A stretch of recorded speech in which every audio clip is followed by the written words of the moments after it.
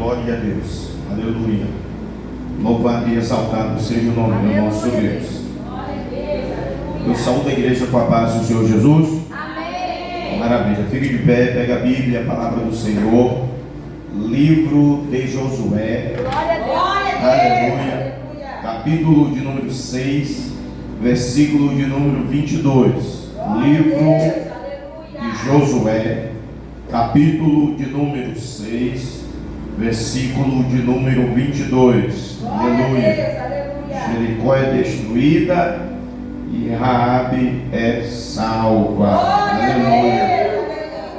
Josué 6:22. Quem achou, diga amém. A palavra do Senhor está escrito assim: Josué, porém, disse aos dois homens que tinham espiado a terra: entrai na casa da mulher prostituta e tirai de lá a mulher com que e tudo quanto com ela tiver, como lhe tem de jurar. Então entraram os jovens espias e tiraram a Raabe e a seu pai e a sua mãe e a seus irmãos e a tudo quanto tinham. Tiraram também a todas as suas famílias. Diga glória a Deus. Então nós estamos nesta semana em um clamor para proteção para a família. Proteção para a minha família. É o tema desta semana, no clamor do meio-dia. Aleluia. E desde a segunda-feira nós estamos clamando, pedindo de Deus proteção, livramento, a bênção do Senhor para a nossa família. Profetizando milagre, profetizando quebra de cadeias de maldições. E Deus tem operado para a glória e para louvor do nome dEle. Amém? Levante a sua mão. Nós vamos clamar na presença do nosso Deus, pedir a proteção para a família. Você vai clamar, vai orar e vai pedir a proteção para a sua família. Vai pedir o livramento para o teu lar, bênção de Deus para os teus. Aleluia. Abra a tua boca e clama na presença do Deus vivo.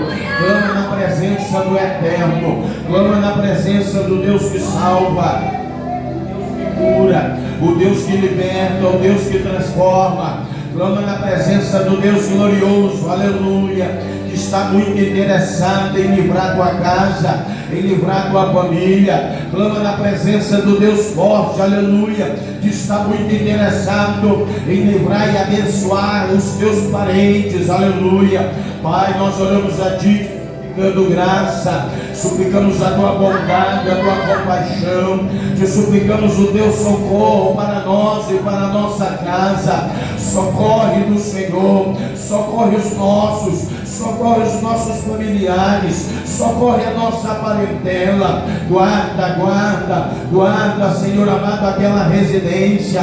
Livra os casais, livra, Senhor amado, os jovens noivos. Livra, Senhor da glória, aleluia, os casados, Pai. Guarda as criancinhas, guarda, Senhor amado, os pequeninos. Guarda, Senhor Deus, os que estão sendo gerados ainda no ventre da mãe, até a criança que já está praticamente no limite da idade da infância. Vai lá proteger, vai lá tocar, abençoa a juventude, os adolescentes, a mocidade. Guarda a mocidade, guarda, protege de todo mal. Livra também os homens e as mulheres, todos os membros e das famílias, que sejam alvos das tuas bênçãos, que sejam alvos dos teus livramentos, que sejam alvos do teu auxílio urgente, o teu socorro maravilhoso. Vai completar, Senhor amado, a grande obra. Vai completar a tua obra maravilhosa nas famílias. Senhor dos exércitos, guarda a residência do teu filho, guarda a residência da tua filha, guarda o local de trabalho, guarda aquele estabelecimento lá, Jesus. Abre as tuas portas de prosperidade, faz milagres financeiros acontecer, que haja união entre os casais, que haja ser dentro desse lar, que as cadeias de opressão sejam quebradas, que a maldição seja tirada, que toda a fúria do inimigo seja aplacada, que toda avalanche de ódio, de perseguição e de perturbação familiar seja bloqueada nesta tarde de oração e de clamor. Seja abençoada a tua casa, seja abençoada a tua família, seja abençoado o teu casamento, seja abençoado o teu propósito de oração para compromisso entre casais. Pai, em nome de Jesus, completa a tua obra, completa a tua maravilhosa obra. Continua conosco, fala conosco nesta tarde em nome de Jesus. Fala através do teu servo, usa teu filho nas tuas mãos sobre esse altar mais uma vez, que a tua palavra pregada venha sobre nós, aleluia, e produza o grande resultado para que a tua palavra também sobre a vida dos nossos irmãos internautas, que sejam abençoados onde estiverem cultuando-se conosco neste momento. Pai, oramos agradecendo pela fé, no nome de Jesus, e pedimos mais uma vez, usa teu servo, o presbítero Fábio, e fala aos nossos corações através da tua palavra, no nome de Jesus, no nome de Jesus. Quem pode, diga amém. Dê uma salva de palmas à tua vida, Jesus. Já passamos a oportunidade ao servo do Senhor, presbítero Fábio, no nome de Jesus. Amém. Deus abençoe. Amém. Glória a Deus. Glória a Deus. Aleluia. E eu cumprimento a amada igreja com a paz do Senhor Jesus. Amém, meus irmãos. Meus irmãos, a gente está vendo aqui no capítulo 6 de Josué o cumprimento de uma promessa. Mas antes de pedir aos irmãos para se sentarem, abram no capítulo de número 2, versículo 21. Vamos fazer essa leitura, né? No mesmo livro, Josué, capítulo 2, versículo 21, está escrito assim: e ela disse, conforme as vossas palavras, assim seja. Então os despediu, e eles se foram, e ela atou o cordão de escarlata à janela. Amém, meus irmãos? Podem sentar-se. E o curioso nessa parte aqui da Bíblia é ver que nesse capítulo 2, Josué, que havia sido um dos 12 espias, a mando de Moisés, tinha visto a terra prometida lá em Jericó, tinha confirmado que a terra era aquela que manava leite e mel, que era a promessa que Deus tinha para a vida deles. Ele creu naquela promessa, e ele e Caleb, apenas os dois, enquanto os demais 10 não creram naquela promessa, até que ocorresse esse castigo vindo da parte de Deus, onde a geração que não creu foi perecendo pelo deserto ao longo de 40 anos, e agora está ali Josué assumindo o lugar do grande legislador Moisés, se tornando líder do povo de Deus, e agora novamente recrutando, mas não recrutando 12, mas 2 espias para mandar para aquela terra e ter o relatório que ele precisava para agir conforme a orientação de Deus sobre a sua vida. E então está aqui, Josué enviou esses 2 espias.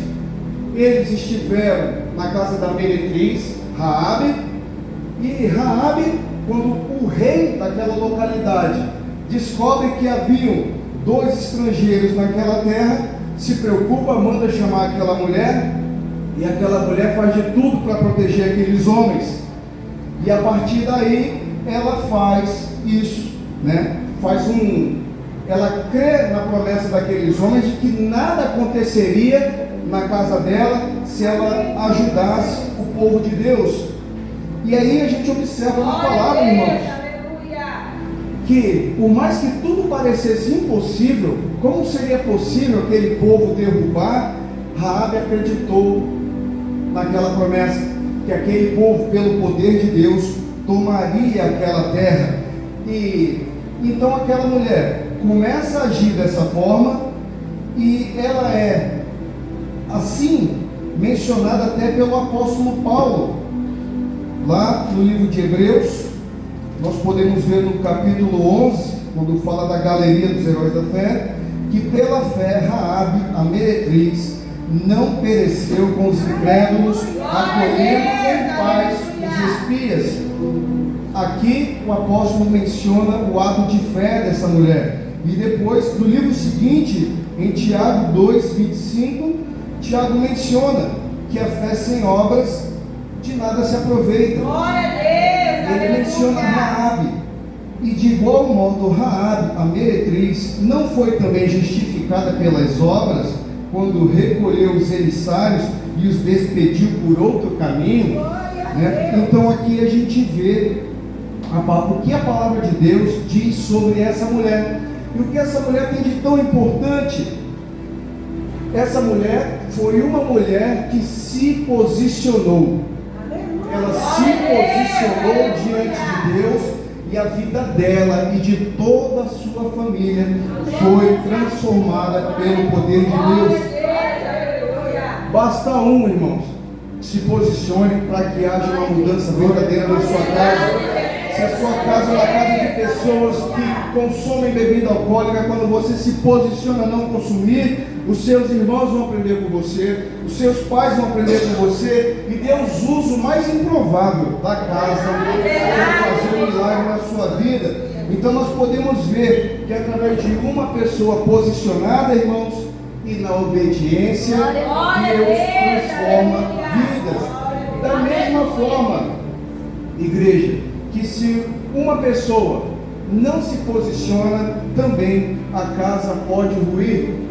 Eu ouvi esses dias o relato de uma irmã que ela confessou que pelo fato dela não estar indo mais para a igreja, ela começou a ver que toda a casa estava parando de ir.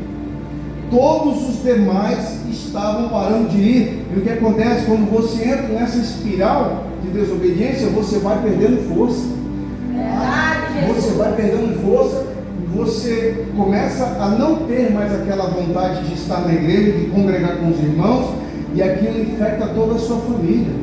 Então é necessário que todos vocês que estão aqui hoje se posicionaram diante de Deus. Por quê? Porque Deus quer usar cada um de vocês para resgatar toda a sua família.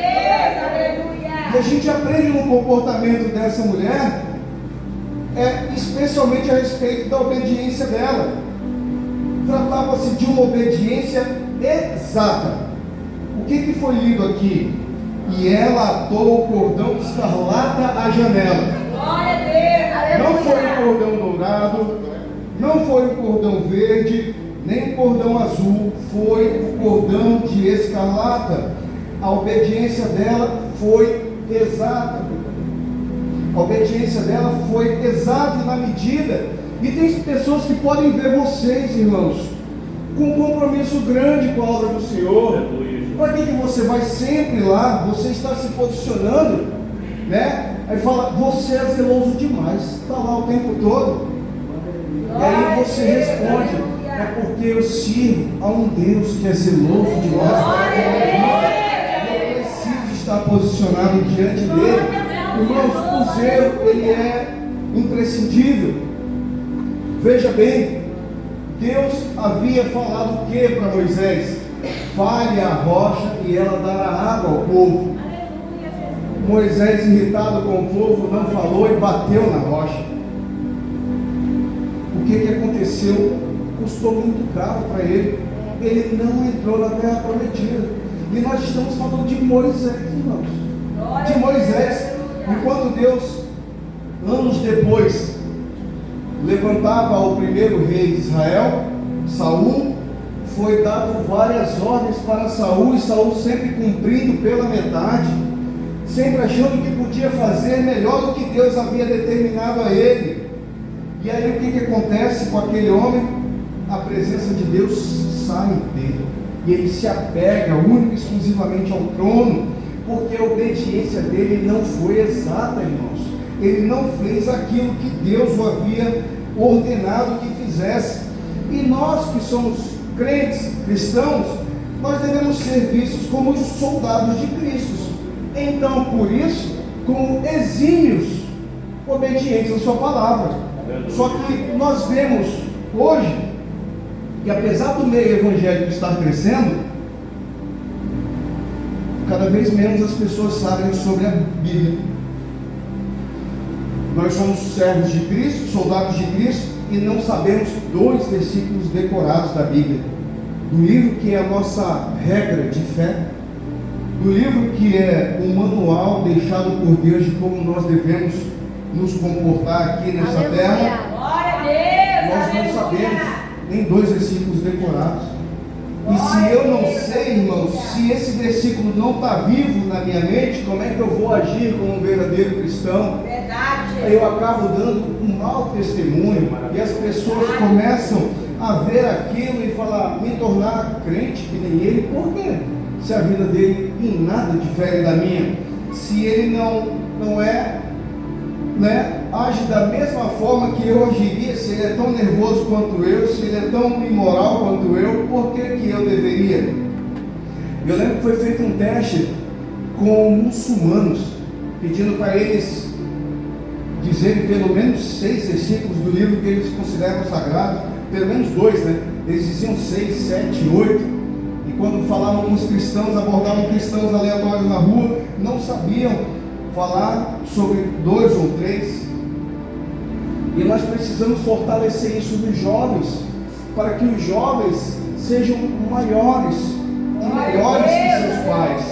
Por isso que hoje nós que estamos na igreja e temos filhos, precisamos incutir isso, ensinar de verdade, não de palavra, o caminho que os nossos filhos devem andar. Os jovens às vezes na igreja parece que é tratado como uma subcategoria, porque parece que não dá para contar com eles. Eu sempre falo que tem 2 tipos que sempre me impressionam, já tem o meu favor de graça quando eu vejo. É o pregador de rua. Quando eu vejo um pregador de rua, eu já dou a paz do Senhor, já me aproximo, já com um grande sorriso, porque eu acho tão difícil o que ele faz. Glória a Deus. É muito mais fácil para mim assumir um compromisso aqui, dentro da igreja, onde todo mundo quer ouvir essa palavra, do que eu estar dizendo ela na rua, onde eu posso ser rejeitado, onde eu posso ser humilhado, onde eu posso ser agredido. Eu já tenho todo o respeito do mundo pelo pregador de rua. E a outra classe que eu tenho todo o respeito do mundo é quando eu vejo um jovem posicionado. Glória a Quando eu vejo um Deus. irmão Luiz vestido de obreiro, eu fico, meu Deus, esse menino permaneça neste caminho que ele está seguindo, que ele vai ser o grande homem de Deus. Eu olho e fico impressionado. Por quê, irmãos? Porque quando a gente olha para um jovem, qual é a primeira figura que você vê? Você não consegue enxergar compromisso, ele normalmente está arrastado pela cadeira, aquele ar de preguiça, o celular sempre na mão, você pede um favor, ele levanta, com aquela cara de sono, né? Você tem a impressão de que não dá para contar com ele. E é triste para a nossa juventude, porque a gente vive num país que não só tolera o pecado, como o nosso país estimula o pecado. Então, os nossos jovens, eles são ensinados desde cedo que você sim pode servir a Deus, mas quando você for mais velho, igual teus pais, por enquanto você tem que curtir, namorar, aproveitar. Aí, nessa idade, você tem contato com as primeiras coisas ilícitas, com relação sexual fora do tempo, com bebida, com cigarro, com os vícios, e aí, entendendo que tudo isso é diversão. E tem pessoas que se tornam mais velhas ainda e não conseguem perceber isso. Pessoas com tempo de servidão na igreja. Conheço uma parente da minha esposa com mais de 30 anos de assembleia, que agora separou-se do marido, fez cirurgia plástica, e na cabeça da família, agora que a tia fulana vai viver. Agora que a tia fulana vai viver, quando ela serviu a Cristo, por 30 anos ela não vivia. Quando ela foi casada e honrada por 30 anos, ela não viveu. O viver normalmente é se prostituir. O viver normalmente é se alcoolizar até perder a consciência. Por que nossa concepção é tão errada? Nós estamos falando em casa com os nossos jovens. E a gente precisa formar uma base forte para que as pessoas não sejam assim, porque eu até vi o Hernandes Dias Lopes falando agora, esses dias, que todo grande avivamento que se tem registro na história partiu do coração dos jovens. Jovens que sentiram o desejo de orar, uma vontade de fazer algo diferente para Deus, e Deus usou aqueles corações recém-convertidos para fazer uma grande obra em nações. Então, além da obediência de Raabe ser exata, ela era uma obediência até nas menores questões. Aquilo que a gente provavelmente desprezaria, Raabe não desprezou. Ela podia pensar: para que eu preciso atar esse cordão aqui?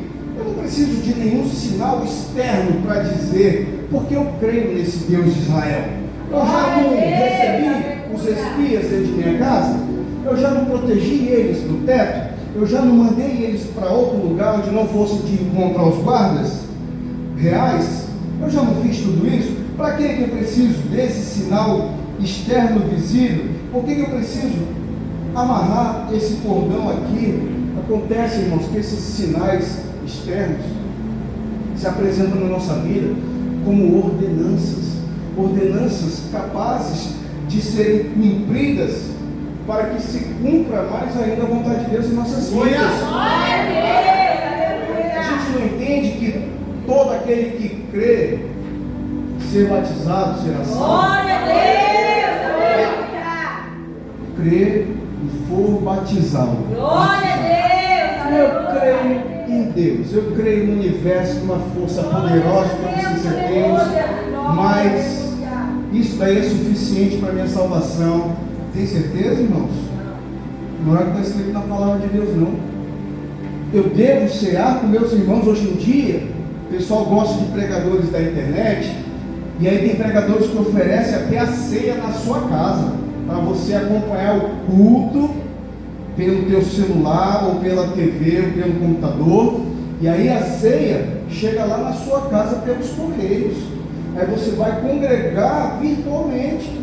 Quando Deus fala, ok, espere uns pelos outros, congregue com seu irmão, vamos ceiar juntos, conhecer o outro, a dor do outro, amar o próximo. Como é que eu vou crescer sozinho desse jeito? Eu não tenho como, então eu preciso cumprir a ordenança. Eu preciso estar com obediência a essas melhores questões. E Raabe cumpriu. Está lá escrito: e ela atou o cordão de escarlata à janela. Ela cumpriu. Isso daí tem um significado simbólico, né, irmãos? Aquele povo já deu aquele comando para ela: ata esse cordão escarlata, esse cordão vermelho, esse cordão cor de sangue, porque acabamos de fazer isso na Páscoa lá no Egito.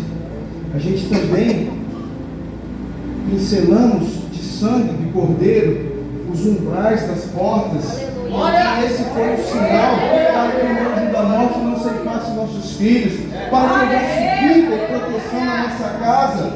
Então, esse significado simbólico é rico, e nós podemos ver que eles não alteraram as ordenanças. Raabe não alterou nada disso, e a obediência dela, irmãos, também nós podemos verificar que é uma obediência que surge da fé verdadeira. É uma obediência.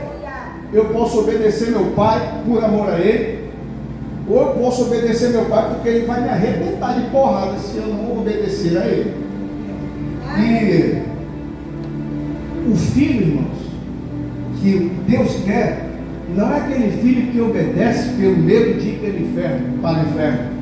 É aquele filho que obedece por amor a Jesus. A obediência do escravo pouco tem valor, porque ela é um dever, mas a obediência do filho, que é por amor, ela é preciosa a Deus. Então essa mulher confiou que Jericó cairia. Está escrito aqui no capítulo 2, versículo 10. Olha só: porque temos ouvido que o Senhor secou as águas do Mar Vermelho diante de vós, quando saísse do Egito. Olha só, enquanto na época de Moisés estava todo mundo com medo da cidade murada e fortificada, o povo que estava lá dentro estava apavorado. era com o povo de Deus lá de fora, porque aquele Deus havia secado o mar para eles atravessarem. Aquele povo estava apavorado, porque aquele Deus curava picada de escorpião e de serpente. Aquele povo lá estava apavorado, porque aquele Deus alimentava eles, aquele maná que caía no deserto. Aquele povo estava totalmente apavorado, porque ele sabia que aquele povo, Deus acompanhava eles como coluna de fogo à noite, como coluna de nuvem de dia. Olha só o temor deles, a visão de quem estava dentro da fortaleza era outra. Está aqui Raabe falando, porque temos ouvido que o Senhor secou as águas do Mar Vermelho diante de vós, quando saíste do Egito, e o que fizeste aos reis dos amorreus, a Sion e a Og, que estavam da além do Jordão, o quais destruístes. O Deus de vocês já fez muito, nós já sabemos o Deus de vocês é poderoso, e eu sei que essa cidade aqui vai cair, porque vocês são servos do Deus verdadeiro, Deus Altíssimo. Então Raabe, ela crê que seria salva por uma promessa. O versículo 12, aqui no capítulo 2, diz assim: agora pois, jurai-me, vos peço pelo Senhor, pois que vos beneficência, pois que vos fiz beneficência, que vós também fareis beneficência à casa do meu pai, e dai-me um sinal certo. Ela faz aqui aqueles homens jurarem, e aquele juramento, aquela promessa foi feita a ela, então ela acreditava na promessa que seria salva, e ela teve fé no Deus deles. Versículo 11 está escrito assim, ó: ouvindo isso, desmaiou o nosso coração, ouvindo o que Deus tinha feito para aquela nação, e ninguém mais há ânimo algum por causa da vossa presença, porque o Senhor, o vosso Deus, é Deus em cima nos céus e embaixo na terra. Aquela mulher já tinha percebido o tamanho daquele Deus. E então o que ela fez no versículo 20? Ela atou o cordão de escarlata à janela. Ela simplesmente obedeceu ao comando que lhe havia sido dado. E olha só, e ela disse: conforme as vossas palavras, assim seja. Então os despediu e eles se foram. E ela atou o cordão de escarlata à janela. Então ela nem esperou, irmãos. Ela imediatamente foi obedecer aquilo. Ela imediatamente obedeceu por meio da sua fé. Glória a Deus, aleluia. E Raabe, ela demonstra também uma aliança adequada. Dois espias fizeram uma aliança com Raabe e com toda a sua família. Então, quando Raabe via aquele cordão amarrado, ela via o que? Eu reivindico diante de vocês a promessa que me foi feita aqui na minha casa, quando eu protegi todos vocês. Eu reivindico. Ela creu naquilo. Raabe teve que apenas tão somente crer e fazer isso, demonstrando o descanso correspondente nessa aliança. E a nossa aliança hoje, irmãos, é feita para com nosso Senhor e Salvador Jesus Cristo, por meio da nossa fé. E aqui em Hebreus 11 diz que a fé é a certeza daquilo que esperamos e a prova das coisas que não vemos. Então a fé é isso, a certeza daquilo que esperamos e a prova das coisas que não vemos. Então, como a nossa aliança é com Cristo, eu tenho que crer verdadeiramente que Ele é o pão da vida. Eu tenho que crer verdadeiramente que quem bebe dele nunca mais terá sede, porque Ele é água viva. Eu tenho que crer que Ele é a porta para me guiar num aprisco seguro. Eu tenho que crer que Ele é o caminho, que Ele é a verdade, que Ele é a vida. Por meio da fé, eu tenho que acreditar que na casa do Pai dele tem muitas moradas, e se não fosse assim, Ele não teria dito. E que há um lugar preparado para nós naquela morada celestial, para todos nós, para todo aquele que nele crê. E eu preciso tomar posse desse Cristo, e não é possível que eu faça isso sem arrependimento e sem confissão.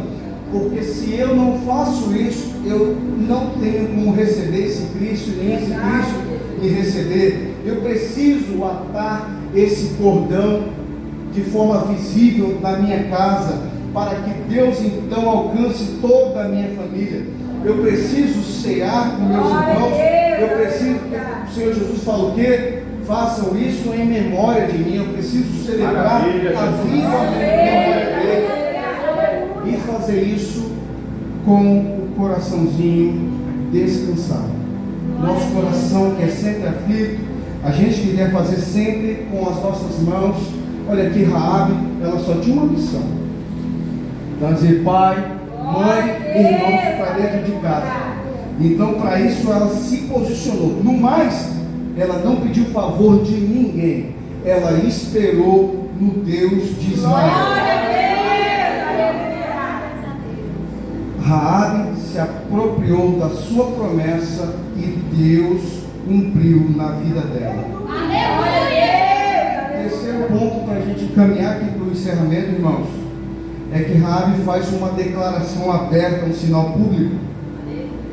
Alguns creram no Senhor, mas não se uniram ao seu povo. Por que, irmão? Se Jesus não se envergonha de você, por que você não se une ao povo de Deus? Por que você não faz essa declaração aberta e pendura o cordão de escarlata na tua casa, demonstrando a confissão feita por ti no sangue remidor do Cordeiro de Deus? Nós precisamos entender que Ele morreu por justos e injustos. O castigo que nos trouxe a paz estava sobre seus ombros, e por suas pisaduras fomos sarados. E essa verdade precisa ser límpida e cristalina nas nossas vidas, em todo o meu relacionamento, no relacionamento no meu trabalho, na minha casa, com a minha família. Irmão, vocês nunca viram aquela pessoa que é toda amável com os de fora e dentro de casa é o demônio? Eita glória, aleluia. A pessoa dentro de fora com o filho dos outros é uma paciência maior do mundo. Dentro de casa com seus filhos é impaciente, é impiedoso, é violento. Mas, olha, pode deixar, vizinha, eu levo seu filho para a escola. Aí o cara está naquela rotina de levar o filho da vizinha para a escola. O filho dele, bora, levanta. Aí, desculpa, vizinho, meu filho não se arrumou ainda. Não, tudo bem, a gente espera, né? Não, tá jóia. Aí o filho dele que ia pegar uma lenhada, se fosse ele, né? Fica, quem é esse pai aqui compreensível que eu não conheço?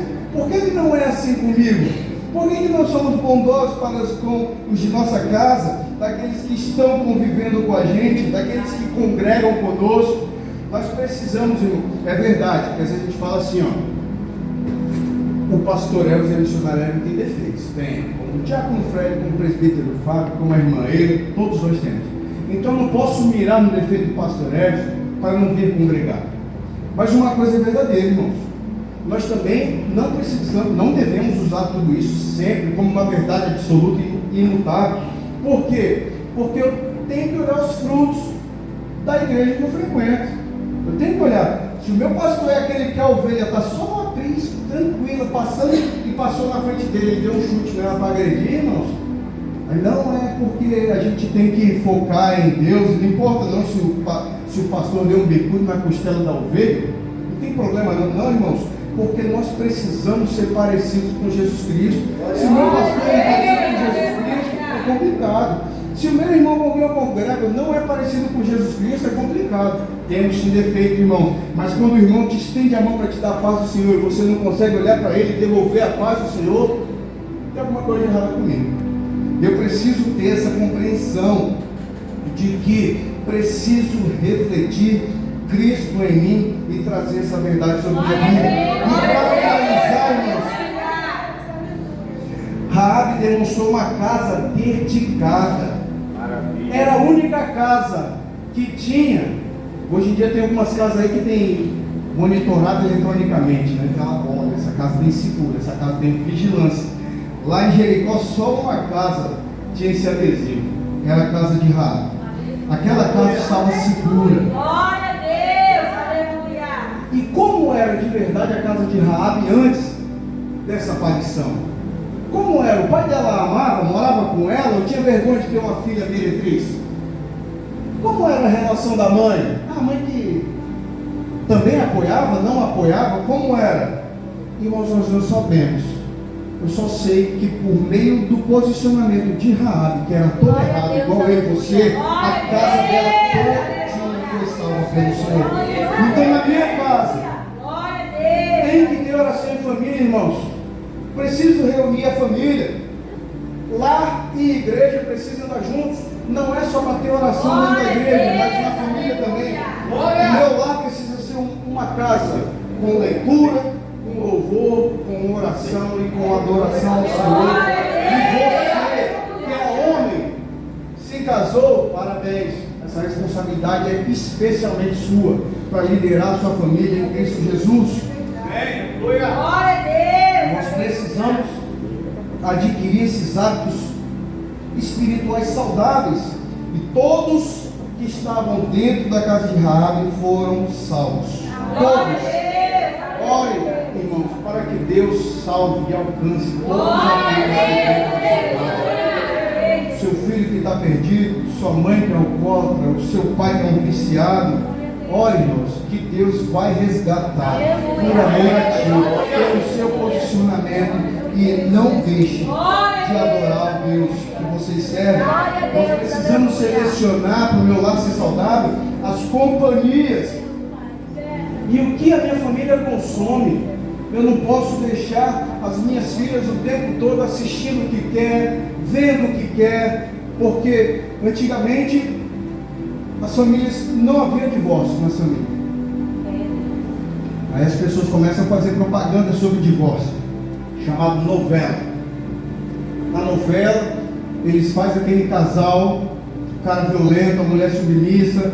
Aí o cara violento com a esposa dele e a mulher dele começa a paquerar o outro é todo bonzinho com ela, e você começa a torcer para deixar o marido para ficar com o outro.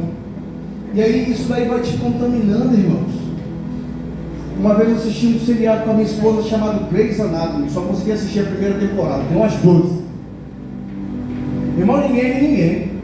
Todo mundo lá no consultório médico vive com todo mundo. Não tem nada não. Tá namorando com alguém, amanhã com outro, depois virou lésbica, depois virou... É uma bagunça que você não pode deixar esse tipo de conteúdo entrar na sua casa e ser consumido.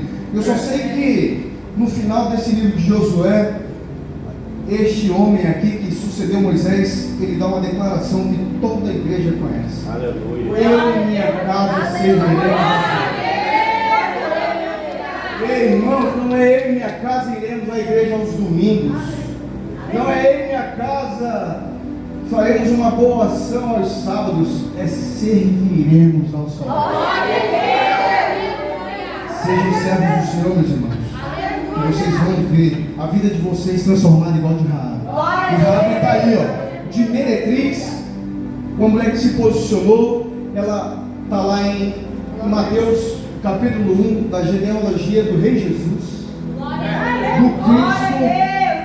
Salomão casa com Raabe, que gera um filho chamado Boaz. Boaz casa-se com Ruth, que gera um filho chamado Obed, que gera Jessé, que gera o rei Davi. Olha só o poder de Deus na vida do pecador, meus irmãos. E todos vocês tomem posse da promessa. E até aqui é o que o Senhor me comissionou. Eu quero agradecer a minha rica oportunidade, agradecer em nome de Jesus. E passou para ser do horário, não vou nem fazer oração, deixar para o Senhor. Aí não posso orar? Irmãos, oração de segundo. Aleluia. 3 minutos. Bondoso Deus e eterno Pai. Está aqui, Senhor, a tua igreja que se reúne para mais uma campanha poderosa. Senhor, aqui tem pessoas preocupadas com as suas famílias. Que o Senhor possa estender a mão lá e a mão aqui. Que o Senhor possa estender, Senhor Deus, sobre filhos desviados, sobre marido que ainda não é convertido, sobre esposa que é desobediente. Que o Senhor possa estender a tua mão, Pai, e alcançar toda essa nação, Senhor, para que todos possam dar testemunho, Senhor, do teu poder grandioso sobre a vida deles. Senhor, nós queremos te agradecer e que o Senhor possa derramar do teu Espírito sobre a vida da tua igreja. Em nome de Jesus, amém e amém. Glória a Deus. Glória a Deus. Quem pode aplaudir ao Rei? Aleluia. Nós precisamos sempre ouvir essas ministrações. Deus é maravilhoso. É bom fogo, aquela explosão assim da missionária Égua é bom demais, é ou não é? É. Mas é bom, sempre é bom ouvir palavras desse cunho explicatório, abrindo os nossos olhos, nos fazendo entender mais sobre o que é família, o que é fazer parte de uma família. Amém? Deus vai abençoar a sua casa a cada dia mais em nome de Jesus. Falou uma contribuição que você trouxe, pode contribuir para a obra do nosso eterno e maravilhoso Salvador Jesus. Pegue aí na sua mão. Aleluia. Você também tem oportunidade para contribuir via aplicativo bancário. Tem lá na porta também. Os amados irmãos internautas, tem aí na tela onde você está cultuando-se conosco. Fiquem à vontade, com temor, com reverência, para ofertar para mantimento aqui da ADP. Levante a sua mão. Bendito Deus, Pai. Confirma o teu milagre, a tua bênção, prosperidade, multiplicação e portas abertas. Supre em todas as áreas de necessidade. Esta semana nós clamamos pedindo, ó Pai, a proteção para a nossa família. Então que haja proteção também na área financeira familiar, que as coisas vá bem, que as portas se abram. Ainda estamos no início do ano novo e muitas bênçãos ainda irá chegar. No nome de Jesus eu oro e profetizo milagre e abundância sobre a tua vida e para a tua família. Quem quer recebe, diga amém.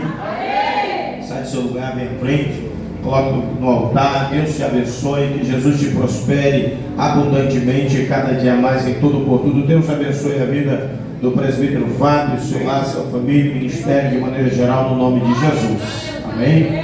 Glória a Deus. Aleluia.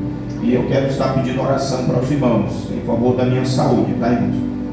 Volta e outra aí, eu estou ficando meio baqueado. Eu peguei, foi domingo, teve uma chuva forte, eu peguei um pouco e eu já cheguei em casa sentindo um pouco pesado. Meio ruim, mas estou. A fé está viva, está queimando aqui. Tá bom? Mas se for orar e lembrar do pastor Elvis, apresente a Deus minha vida, minha saúde, no nome de Jesus. Amém? Levante a sua mão. Bendito Deus, eterno Pai, confirma o teu milagre, a tua bondade, graça, a tua resposta, tua bênção, surpresa divina para o teu rebanho. Pai, nós cultuamos a Ti sempre aqui, de segunda a sexta-feira, das 15 horas, ofertando esta 1 hora do nosso dia, em Tua presença, em culto de louvor e adoração. Viemos aqui, Senhor amado, para ouvir a Tua palavra e ofertar a nossa verdadeira adoração em Tua presença. Vai conosco ao sairmos daqui, nos livra de todos os laços, de todas as emboscadas do aniversário de nossa alma, e oramos profetizando a proteção de Deus para nós e para toda a nossa família e parentela, no nome de Jesus, amém. Estenda as mãos, que a graça de nosso Senhor e Salvador Jesus Cristo, o grande e eterno amor de Deus, nosso Pai, a comunhão e a consolação do Espírito Santo esteja com todos vós, e todos digam amém. Palmas que louvem e adorem Jesus. Está encerrado. Vem à frente receber a ministração com a proteção para a família, a proteção para a família, a proteção para a família, a proteção para a família, em nome de Jesus, proteção para a família.